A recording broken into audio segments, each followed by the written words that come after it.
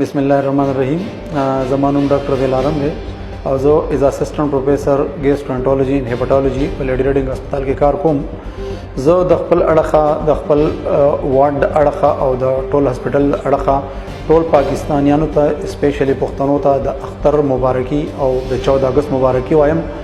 او د اختر په حواله یو څه خبرې کوم چې مونږ اکثر په اختر کې خوراک ډیر زیات وکړو او غوښه ډیر زیات وخورو، نو دا غي څه نقصانات دي چې هغه کې د معدې بیماریانی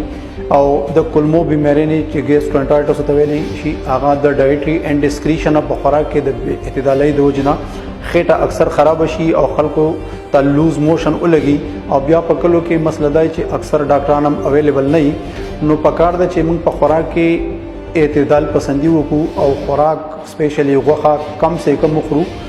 فریش خوراک وکړو، تازه غوښه وخورو او